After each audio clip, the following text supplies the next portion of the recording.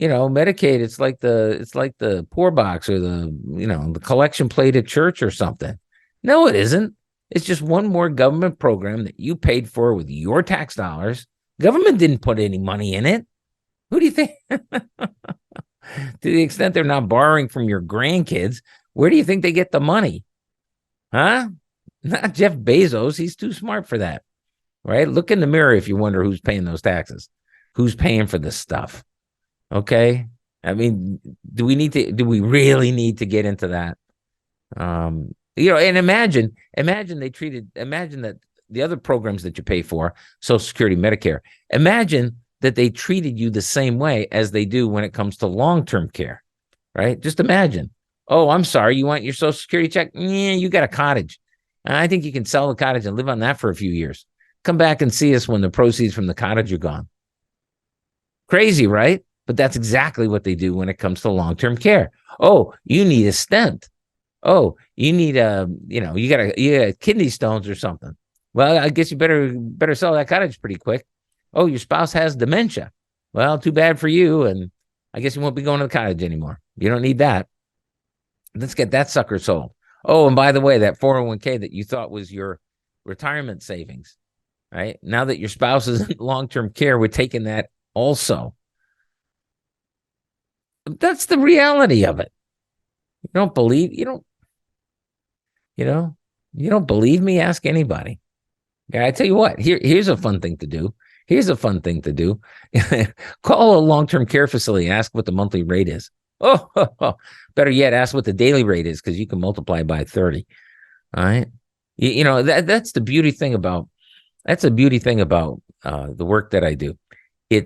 You can check everything I say, and it's easy. It is so easy to check what I say. You don't have to believe me. I encourage you not to believe me. How about that? Can we, would that be okay? Can I encourage you not to believe me? Don't believe me. Check this on your own.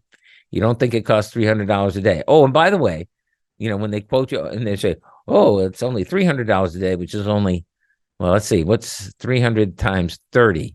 9,000. Yeah, you see, he said it was 12,000. It's only 9,000. Cheap. Yeah.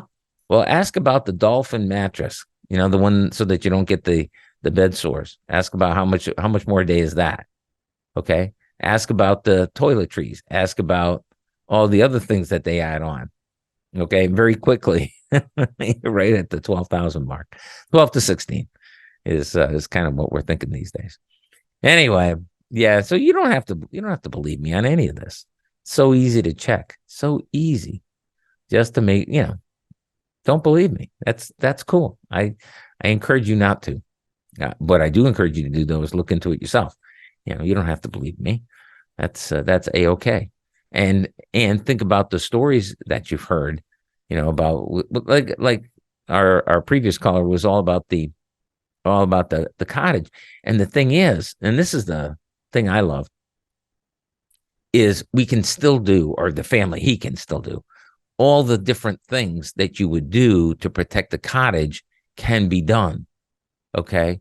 It's everyone's got a family, not everyone, but an awful lot of folks have the family story of, grandma, grandpa, great grandma, great grandpa had the cottage, or had the, we called it camp, in my family. And of course it was long gone, by the time I was in college, you know what I mean? Because the parents had died and then it all got sold off. Well, it doesn't have to be that way. And many families have the story of, so-and-so had the cottage or the hunting property or, the cabin or whatever it was. But then it went away. And why did it go away? It went away because people didn't plan ahead. Because if you plan ahead, it ain't so, I'm not going to say it's easy, because it isn't easy. It isn't easy like, oh, I'll make myself a hamburger. A hamburger is easy.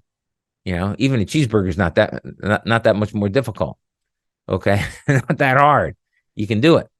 And you can do this as well, but it's more like Thanksgiving dinner as opposed to, slapping a hamburger together, when you do it, but you can do it, but you've got to recognize what's our first goal. Our first goal is to make sure right? That the oldest generation is okay.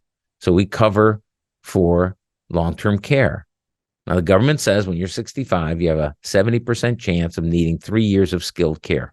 That's what the government says. Again, check me out on this, longtermcare.gov. All right. It's, cost of long-term care. Check me out. Check out the numbers. Fact check me. You'll see I'm telling you the truth. It's right there.